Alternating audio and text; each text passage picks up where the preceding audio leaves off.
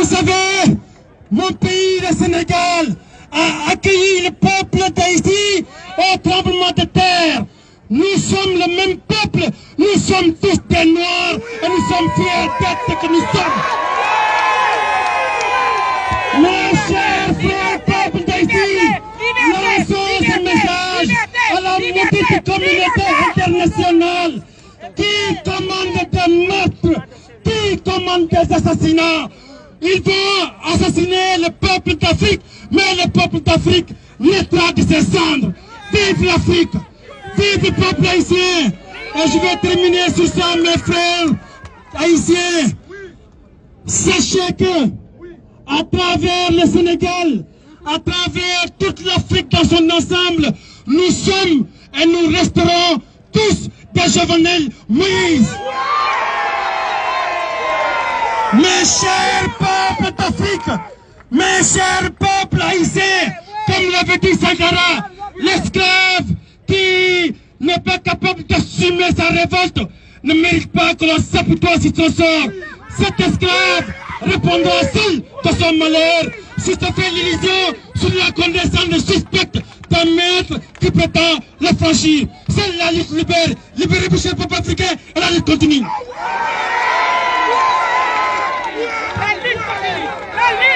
Merci à Mimo pour ces mots d'encouragement et leur participation avec nous à cet hommage.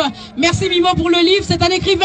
Si vous voulez vous procurer son livre, n'hésitez pas à le joindre. Nous allons tout de suite écouter Samantina. Pour ceux qui ne connaissent pas Samantina, c'est la secrétaire, enfin, celle qui est toujours au bureau, qui prend les dossiers, qui fait les enregistrements. Tous les samedis, elle est au bureau de la Fondation Moustadjan. Est-ce qu'on peut l'applaudir? C'est la star de la Fondation Moustadjan.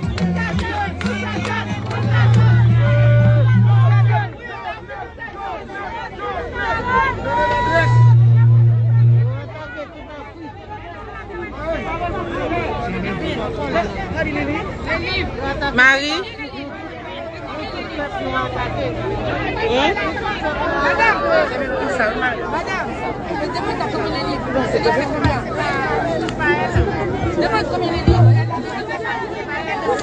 Bonsoir tout le monde.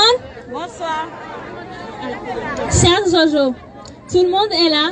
Nous sommes là pour te dire un adieu et te rendre un dernier hommage, et ta disparition nous rappelle, comme une évidence, que nous sommes finalement bien plus quelque chose qu'il faut profiter de chaque seconde, de chaque minute ici-bas. De ces hauts dieux d'histoire, universels témoins, des grands combats de la liberté qui ont inspiré le plus grand nombre. Toi, héritière de Toussaint Louverture et digne fils de Jean-Jacques Dessalines, qui est entré par ta bravoure dans notre histoire, dans nos vies et nos cœurs. Nous aurions aimé te parler en chair et en os, et mieux encore t'entendre nous parler et nous entraîner à transformer ton rêve pour Haïti.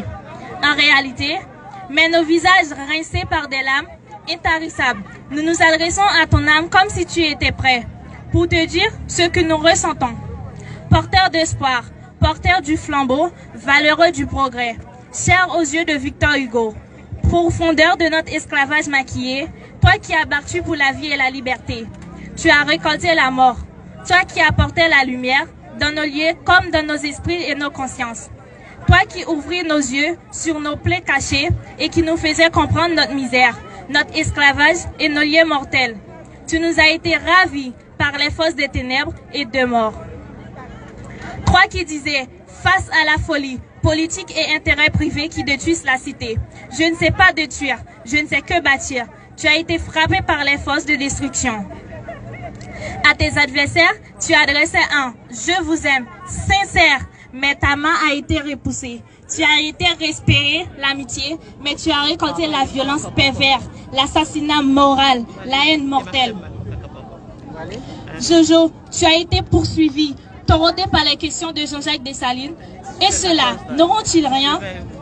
Alors, du pays de Voltaire, nous, cette partie du peuple, naïve, candide, gens simples, nous demandons maintenant que tu es mort. Est-ce qu'il nous faut renoncer à l'optimisme, renoncer à l'espoir? Tu nous as été ravis, alors qui maintenant va s'intéresser au sang?